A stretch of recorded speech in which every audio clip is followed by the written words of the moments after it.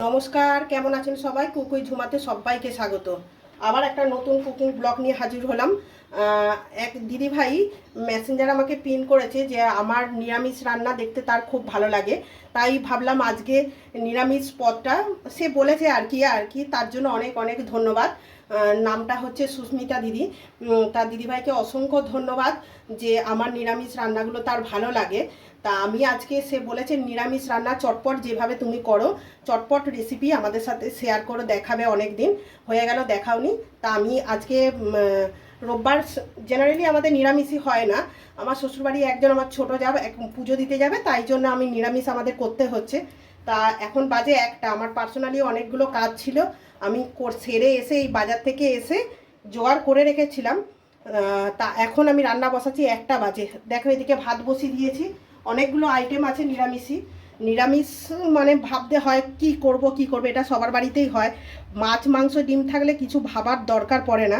এ দেখো গিমের শাকটা তোমরা খাও কি না জানি না, গিমের শাকটা আমি সেদ্ধ করে রেখেছিলাম বাজার যাবার আগে। আর ভাতে আলু দিয়েছি, যখন প্লেটটা তোমাদের দেখাবো অবশ্যই তোমাদের সাথে শেয়ার করব। আর এখানে আমি করব, দেখো কুমড়ো আর পটল আমি নুন হলুদ মাখিয়ে রেখেছি, কুমড়ো ভেজে নেবো। একে ছানবে, তার উপর রবিবার মানে বুঝতেই পারছো নিরামিষই, এবার তার জন্য তো অনেকগুলো একটু পদ বানাতেই হয় না। আমি চলো এটা কুমড়োটা ভেজে তোমাদের দেখাচ্ছি। কুমড়ো ভাজা হয়ে গেল, এবার কুমড়োগুলো আমি তুলে নিলাম। সত্যি কথা নিরামিষই না প্রচুর ভাবতে হয় গো, মানে তোমাদের হয় কিনা অবশ্যই জানিও এরকম, আমার তো প্রচুর ভাবতে হয়। এবার বিশেষ করে রোববার পটলটা আমি পাতা পাতা করে কেটে নিয়েছি, 4টে পটল আমি ভেজে নেব। ভাজার পরে মানে ডিজাইনটা বুঝতে পারবে। পটল ভাজা, কুমড়ো ভাজা, এটা একটু চাপা দিয়ে আমি ভাজবো, তাড়াতাড়ি হয়ে যাবে। দেখো বন্ধুরা পটল ভাজা হয়ে গেছে, পটলটা দেখেছো? এই দেখো, তোমরা বুঝতে পারছো না কি জানি না ক্যামেরায়, এই যে পাতা পাতা এরমভাবে কেটেছি। পটল ভাজা জেনারেলি আমার বড় মেয়ে খেতে চায় না, তা এই পটল ভাজাটা একটু ডিজাইন করে করলে না ও খেয়ে নেয়, সেই জন্য আমি এরকমভাবে করেছি। তো কুমড়ো ভাজা পটল ভাজা আমার হয়ে গেল। আমি জানি আমি কিছুই না, মানে একদমই ছোট সামান্য, ইউটিউবে মানে নতুন, কিচ্ছু জানি না, কিন্তু যে আমার রান্নাটা কারোর ভালো লাগছে এটা শুনে আমার খুব ভালো লাগছে, মানে বলছে সেটা খুবই ভালো লাগছে। এবার আমি দেখো কড়াই ওই তেলটা অনেকটা আছে, নষ্ট করব না, জিরে শুকনো লঙ্কা আর তেজপাতা আমি ফোড়ন দিয়ে দিলাম। আর তোমাদের দেখায় ডালটা না আমি বাজার যাওয়ার আগে সেদ্ধ করে রেখেছিলাম পেঁপে দিয়ে আমি একটু হলুদ দিয়ে সেদ্ধ করে রেখেছি। এবার আমি এতে এই ডালটা খেতে খুব ভালো লাগে।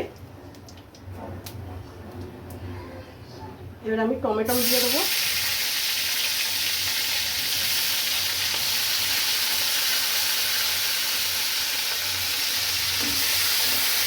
নুন দেওয়া আছে নুন দেবো না, টমেটোটা দিয়ে লবণ দিয়ে দেবো।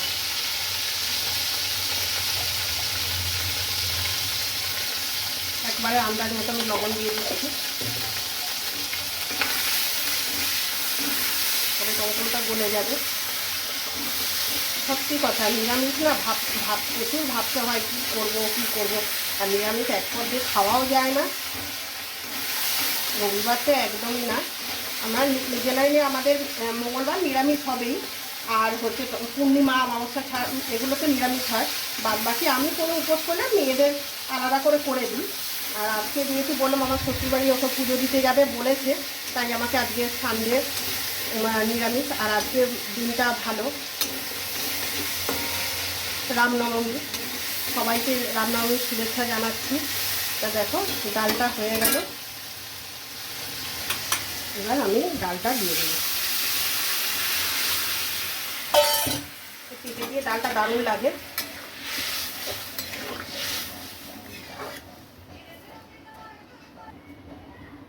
দেখো ডালটা খুব ভালোভাবে ফুটে গেছে, মুগের ডাল, পেঁপে দিয়ে মুগের ডাল। আমি কাঁচা লঙ্কা দিয়ে দিচ্ছি, এতদিনে জেনেই গেছো কাঁচা লঙ্কার আমি একটু খাই আমরা। কাঁচা লঙ্কা 3টে কাঁচা লঙ্কা আমি দিয়ে দিলাম, দিয়ে আর একটুখানি 2 মিনিট ফুটে গেলে আমি জাস্ট নামিয়ে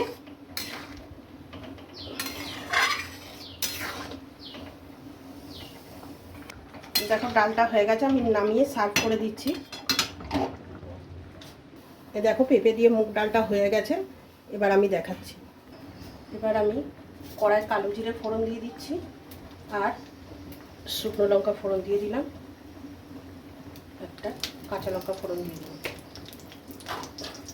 বানাবো চৌকো করে আলু কেটে রেখেছি, আলু সজনাটা পোস্ত।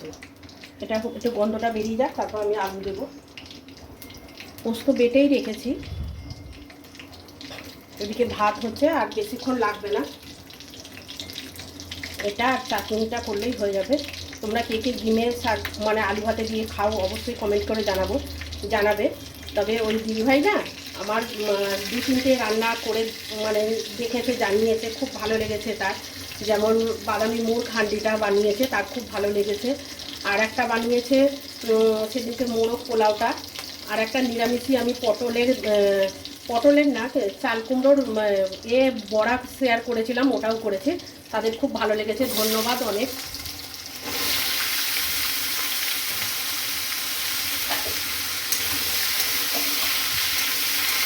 আমি শীতের সাথেই না বাজার গেছি।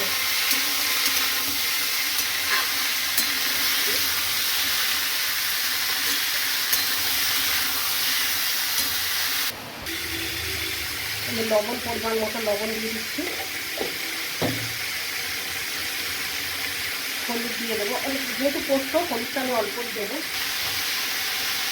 এবার আমি সজনে ডাঁটাগুলো দিয়ে দিই। নিরামিষ এই গরমে ডাঁটা আলু পোস্তটা কিন্তু দারুণ লাগে।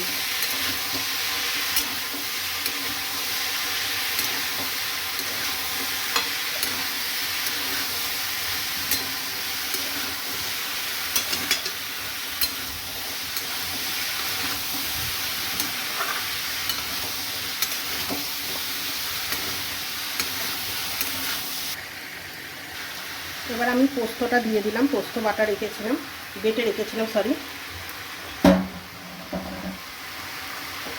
দিয়ে একটু ভালো করে কষিয়ে নেব।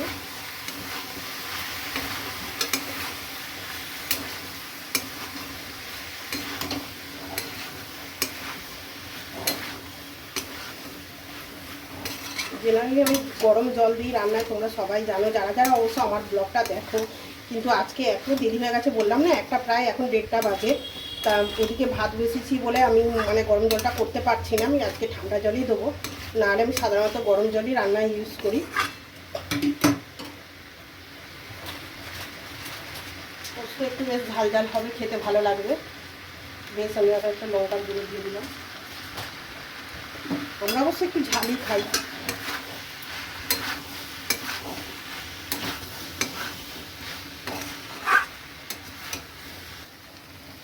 এবার আমি জল দিয়ে দিলাম। আজকে আমাকে ঠান্ডা জল বললাম, ঠান্ডা জলই দিতে হচ্ছে। পোস্ত অল্প জল দিলেই হয়ে যাবে, ব্যাস। এবার হয়ে যায় দেখাচ্ছি। পোস্ত একদম আমার রেডি। দেখে নিয়ে আলুটা সেদ্ধ হয়েছে নাকি। খুব ভালোভাবে পোস্ত একদম হয়ে গেছে। তোমরা আর রেসিপিগুলো কার কার ভালো লাগছে, বা এই নিরামিষ রান্নাগুলো, বা কি কি করলাম সেগুলো কেমন লাগলো তোমাদের অবশ্যই কমেন্টের মাধ্যমে জানাবে। আর যদি ভালো লেগে থাকে লাইক শেয়ার কমেন্ট অবশ্যই করো। আর প্লিজ আমার চ্যানেলটিকে সাবস্ক্রাইব করো। হয়ে গেছে। আমি যেহেতু পোস্ত নামাবার আগে আমি একটু বেশ খানিকটা কাঁচা সরষের তেল দিয়ে দিলাম। পোস্ততে একটু নামাবার আগে সরষের তেল দিলে খুব ভালো লাগে। এবার আমি সার্ভ করে দেখাচ্ছি। কড়াই সরষে আর শুকনো কালো সরষেটা শেষ হয়ে গেছে। এদের চাটনিটা হলেই আমার রান্না হয়ে যাবে। তারপরে তোমাদের প্লেটটা সাজিয়ে দেখাবো। পোস্ত ডান, ব্যাস হয়ে গেলে দেখাচ্ছি। হ্যাঁ, টমেটো দিয়ে দিলাম, চাটনি তো এক্ষুনি হয়ে যাবে।